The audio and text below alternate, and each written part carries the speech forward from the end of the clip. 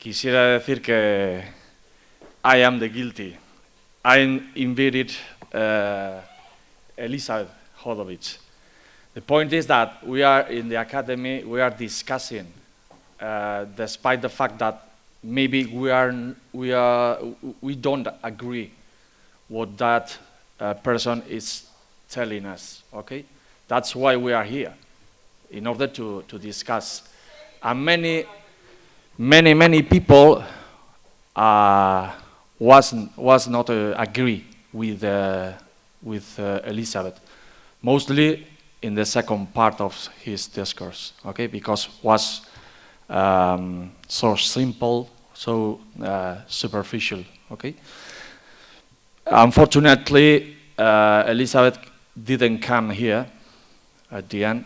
He was invited, but for many problems, he stayed at home, okay? And was quite difficult to discuss with her. Okay, well, I hope I clarified this point, okay? No sé si Enrique también era parte de los comentarios. ¿Quién ha invitado a esta mujer? Bueno, yo entiendo que estamos en la academia y yo no tengo ningún problema para discutir las cuestiones con nadie, alejándolo, por supuesto, de lo personal. Y creo que precisamente es un buen ejercicio, bueno, el análisis crítico entendido desde lo analítico, no desde lo personal. Y eso, pues bueno, de alguna forma también es enriquecedor. Y al final es para lo que estamos. Y que de alguna forma nos saquen de nuestro entorno cómodo, nos saquen de nuestro umbral de comodidad y a veces nos hagan replantearnos cosas. Por eso, cuando planteamos estas jornadas, este congreso, pues bueno, si queréis, yo soy el culpable también de todo eso, por decirlo de alguna forma. A mí lo que me interesaba es dar diferentes perspectivas. Me da la impresión que a veces los historiadores estamos demasiado metidos en la academia, nos olvidamos precisamente de la conexión con el público en general. Es algo por lo que estoy bastante preocupado. Y bueno, pues formo parte de una asociación que intentamos divulgar la historia de Guipúzcoa. Nos quedamos en eso pequeñito, porque vemos que el problema también es ese. En las charlas que organizamos, la media de edad son 50 años, generalmente. Con lo cual, cuando toda esa generación desaparezca, pues no sé quién va a ir a las charlas. Bueno, igual a los que llegan a los 50 en ese momento, que ahora tienen 25, les empieza a interesar, no lo sé. No sé si estaré por aquí de entonces, pero bueno. Entonces sí, a mí lo que me interesa, y cada vez leo más de otras disciplinas, pues sociología, antropología, filosofía, no sé, yo creo que todo esto enriquece. Porque a mí, yo me formé en esto en los 80, 90, Amaya me conoce, nos conocemos de eso. Estaban todo el día nuestros profesores cacareando la multidisciplinariedad. Y yo sigo sin verla. Yo en parte he sido víctima de ese rechazo, porque mi tesis doctoral era una mezcla, yo soy una persona bastante, no sé cómo llamarla, polifacética, por decir algo, no lo sé. Y entonces, incluía cosas de ecología, cosas de historia, cosas de sociología, y no la entendieron. Alberto, que está aquí y fue testigo de aquello, puede dar fe de, bueno, fue terrible aquello. Y la conclusión que saqué es que aquella gente tenía su marco epistemológico y no salían de allí. La historia había que hacerla como ellos decían. Y entonces lo que yo hacía, pues no es historia. Yo he llegado a oír en mi facultad, en los 25 años de celebración, y aluciné, porque todo el mundo estaba aplaudiendo allí. Y una persona cuyo nombre no voy a dar, por supuesto, pues dijo que la única historia posible era la historia económica, que el resto eran historietas. ¿Sabes a qué me refiero, verdad? Bueno, no voy a dar su nombre. Pues ese es el problema, que no solamente somos rechazados por el común de los mortales y la sociedad, es que entre nuestros propios ámbitos hay una incomprensión absoluta entre todos aquellos que nos dedicamos a la historia o entre los historiadores y gentes de otras disciplinas. Cuando lo que estamos aquí es para, como ha dicho de alguna forma también Sabine, escuchar. ¿Qué problema hay en escuchar o en leer otras cosas? No hace daño. Luego podemos estar de acuerdo o no. ¿Vale? Bueno, Estoy ya aquí dogmatizando, parezco que estoy leyendo la Biblia.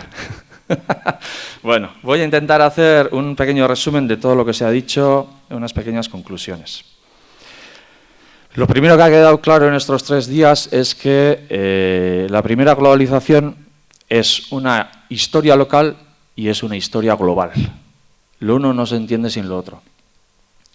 Es una historia glocal, tal vez, como nos mencionaba Bartolomé. De hecho, hay una confusión en torno a ese concepto de globalización, que muchas veces se mezcla con la historia imperial. Bueno, no queda claro, ¿no? De alguna forma ya nos aclaró además Bartolomé que la globalización es un tema de estudio, mientras que la historia global es una metodología, una perspectiva que aplicamos, ¿no? Creo que una de las claves, además, es precisamente con lo que hemos empezado. Hay que saber, de alguna forma, y es lo que hay que enfatizar, relacionar lo global y lo local, ¿no? Y en ese sentido, ayer, muchas de las intervenciones que se hicieron en la parte del debate, se hablaba precisamente de eso, de lo local, ¿no? De cómo las fuentes locales permiten al mismo tiempo conocer lo global, tratando, pues bueno, de estudiar actividades económicas, marítimas. Por ejemplo, los casos gallego o de los navarros, se nos contaron aquí, o de los propios vascos en Sevilla, nos hablan precisamente de historia global, desde un punto de vista local, ¿no? Bueno, como las relaciones personales, de alguna forma, las redes, los emprendedores, de los que nos hablaba Daniel, nos están hablando de localidad, al mismo tiempo de lo local y de lo global. Y creo que esa es una vía que tenemos que continuar, Eso también es, yo creo que es decolonial. Tener en cuenta que la colonialidad o colonización no solo se ha hecho entre continentes, también entre el norte y el sur, en un mismo ámbito, pero incluso entre lo central y la periferia, de lo que no hemos hablado, pero que también podría haber sido interesante. Bueno, ¿cómo se ha contado toda esta historia?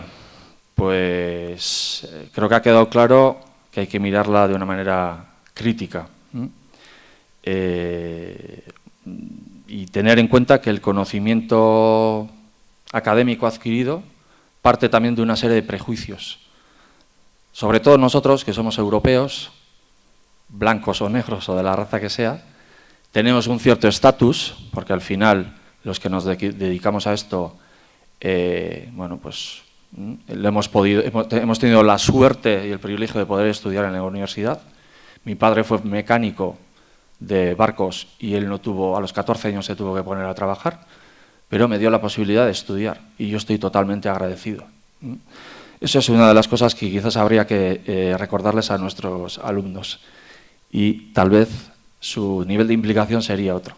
Cuando las cosas se logran demasiado fácil, pues a veces no se aprecian realmente, se dan por hechas.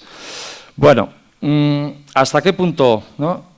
nos ha puesto un poco en solfa Sabina, ¿hasta qué punto estamos reproduciendo en nuestras investigaciones o la propia academia las relaciones de poder establecidas? Pues sí, yo creo que es algo que inconscientemente todos los que hacemos historia nos planteamos, porque también somos hijos de nuestro tiempo y que más que menos, pues hoy día estamos preocupados por el clima. Yo precisamente la tesis que hice fue sobre el bosque en Guipúzcoa, me ha gustado toda la vida el monte, me ha gustado la historia, yo iba para biología y acabé haciendo historia, o sea que, veis, soy bastante ecléctico, pero, bueno, mi realidad es la que me ha llevado a esa perspectiva. Y yo creo que en general todos hoy día estamos de alguna forma mentalizados de que la sociedad está cambiando, que hay que tener una mayor perspectiva de género, una mayor perspectiva climática, una mayor perspectiva decolonial y en parte, en lo poco que podemos nosotros seguir aportando, pues lo vamos aplicando. Como ha dicho Sabin, yo también estoy de acuerdo que, bueno, poco a poco tenemos que ir cambiando las categorías que utilizamos, ¿no? Replantearlas de alguna forma. porque las actuales son, en cierta forma, un método de poder y de dominación, pero no solo hacia el otro, sino entre nosotros mismos. Al final, yo, por ejemplo, en mis clases siempre intento recalcarles que lo que intento es hacer personas críticas, que tampoco se crean al 100% lo que les estoy diciendo, porque parece como que lo que yo digo es palabra de Dios, y no. Para eso tienen que hacer unas lecturas, pero que sean críticos. Es difícil, sobre todo también por la estructura de las propias aulas, que como aquí hay un... eso es, ellos están abajo, yo estoy arriba, hay un juego de dominación desde aquí arriba, a pesar de que, bueno, pues todo lo que es digamos, la autoridad intelectual, pues hoy día, con esto de Internet, pues se está perdiendo realmente, ¿no? Pero bueno, realmente es una pena porque ves que aunque intentas establecer esa visión crítica, es muy difícil. Ellos no tienen interiorizado esa realidad y siempre están pendientes, por mucho que queramos decir lo contrario, de la nota. Lo único que les importa es la nota. ¿Por qué? Pues bueno, pues porque hemos mercantilizado, por desgracia, la universidad y son clientes, no nos engañemos. No los vamos a llamar así nunca, pero es que son así, son clientes, por desgracia. Y nuestros decanos están preocupados por las estadísticas, no hay que suspender más de 40%, 20%, porque si no se nos van a traumar, y si se traumatizan, bueno, pues eso también es un problema que los que estamos aquí nos va a tocar abordar. Bueno, yo creo que, como decía, la decolonización es necesaria e imprescindible. ¿Y cuál debe ser el nuevo papel del historiador, como se ha dicho aquí? Pues bueno, si supuestamente no hay futuro, ¿no? ¿Qué podemos enseñar? ¿Qué historia enseñar? Bueno, pues lo que hay que intentar es implicar al alumno, hay que visibilizarlo. Yo creo que una de las grandes cuestiones la mayor parte de los que nos dedicamos a esto es la pasión. Hay que transmitir pasión a los alumnos. Que vean que esto es que más allá de que pueda ser un rollo, ¿no? La historia hay que vivirla apasionadamente, ¿no? Y bueno, hay que intentar transmitir eso. Aunque ya entiendo también que es difícil, que cada vez nuestro trabajo se está alejando más de la investigación y está, bueno, pues siendo ahogada por los marcos de la burocracia, pero bueno, pues habría que hacer un llamamiento, ¿no? A mantener esa pasión por lo que nos gusta, que es la historia. Tanto la docencia como la investigación. Yo es que no entiendo una cosa sin la otra, y creo que los que estamos aquí y formamos parte de los dos gremios no lo entendemos de otra manera. Igual de ahí llega también un poco, ¿no?, la frustración. Nos gusta tanto que nos frustra que al resto no le interese tanto como nos interesa a nosotros. Hay que dejar de enseñar la historia nacional, aunque estoy de acuerdo que es muy difícil en los marcos que están, pero utilizando quizás los clichés y los límites de la historia nacional, podríamos utilizar o intentar enseñar una nueva historia de los pueblos, de las gentes, de eso que hemos estado hablando de las redes. Al final estamos hablando de personas, no de superestructuras. Creo que aquí ya se ha abandonado hace mucho tiempo, ¿no?, ese discurso neomarxista de la superestructura cultural, la superestructura económica. Bueno, vamos a hablar de personas.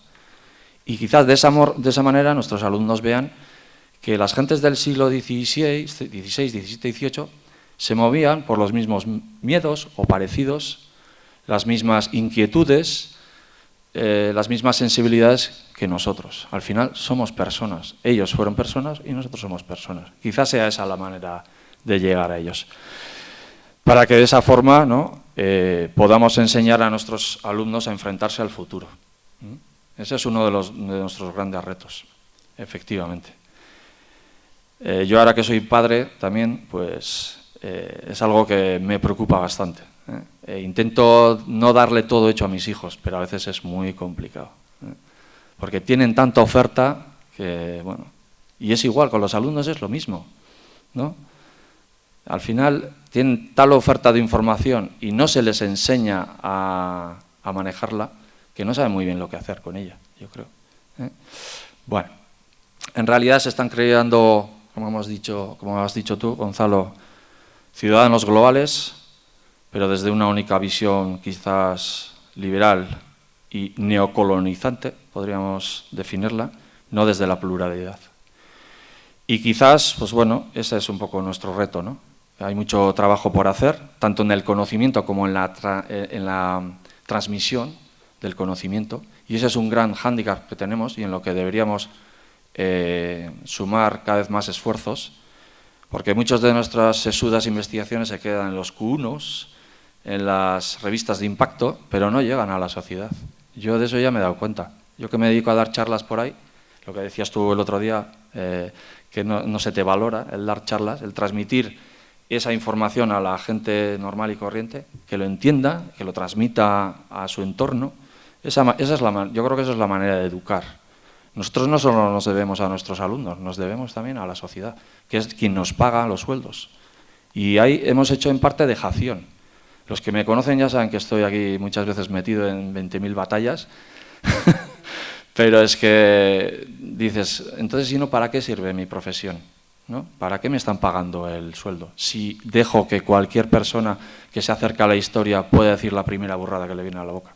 Pues no, nosotros tenemos una labor social y tenemos que ejercerla. Tanto lo digo a nivel local como cuando, por ejemplo, un político dice que España es la nación más antigua del mundo. Bueno, ese fue otro historiador, pero no, me refiero a que, pues con otros desde el otro lado, dicen que Euskal Herria existe desde el Reino de Navarra. Bueno, pues no. Euskal Herria, como lo entendemos hoy día, no tiene nada que ver con el Estado navarro, que era un Estado feudo-vasallático que además tenía de alguna forma dominio sobre territorio castellano, leonés y en el otro lado del Pirineo. Entonces, bueno, hay que tener mucho cuidado con los presentismos, que es uno de los grandes problemas que tenemos ahora mismo en nuestra sociedad.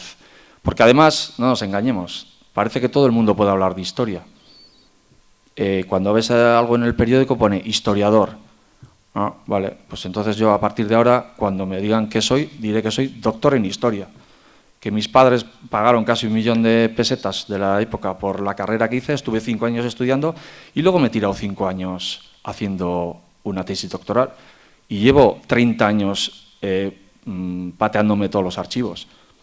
¿Sirve lo mismo lo que diga una persona u otra? Pues no lo sé, es algo que nos tenemos que plantear. Bajándonos del pedestal, teniendo consciente que lo que decimos es provisional, que puede venir cualquier otro y ojalá venga esos jóvenes investigadores que echarán por tierra todo lo que hemos hecho nosotros, ojalá sea así, o lo maticen, pero bueno, siempre sin estar en ese pedestal. Y para finalizar, y bueno, un poco al hilo también de lo que se ha estado debatiendo estos días sobre las historias nacionalizantes, yo creo que la primera circunnavegación, si algo nos enseña, es que fue una historia internacional. En la tripulación, entre esos 250 y pico navegantes que llevaron a cabo la primera circunnavegación, había, creo recordar, un inglés, había varios franceses, había italianos, había portugueses, y luego, dentro de lo que actualmente es España, pues había vascos, vizcaínos, guipuzcoanos, navarros, castellanos, extremeños. O sea, es una historia internacional, en un momento además en el que los estados nacionales no existen todavía. Entonces, ¿por qué no podemos hablar de una historia de los pueblos, una historia de las gentes? ¿Que tenemos que utilizar el marco estatal? Bueno, pues utilicémoslo. No vamos a hacer tabla rasa con todo, tampoco se trata de eso. Es utilizar lo que se ha hecho para ir matizándolo y explicar mejor por qué al final gentes que eran súbditos de un rey y de otro, pues tenían sus relaciones y colaboraban, ¿no? De alguna forma yo creo que entenderíamos mucho mejor nuestra realidad actual. Porque mucho se dice de que hay que terminar con la historia estatal, que los estados nacionales están acabados, digamos, ¿no? Es lo que se decía con la globalización, pero como bien nos dijo Bartolomé, una de las paradojas de toda esta globalización es que están resurgiendo las historias nacionalizantes. Y creo que es un peligro, sabiendo de dónde venimos, siendo como somos historiadores, aunque no nos dediquemos a la historia contemporánea. Pero ya sabemos lo que ocurrió con esas historias nacionalizantes en el siglo XIX y excluyentes. ¿De acuerdo? Pues nada más, es que ricasco. Si alguien quiere añadir algo más, pues podemos también, no sé si 5 minutos, y si no, en la comida seguiremos debatiendo. ¿Vale? Es que ricasco.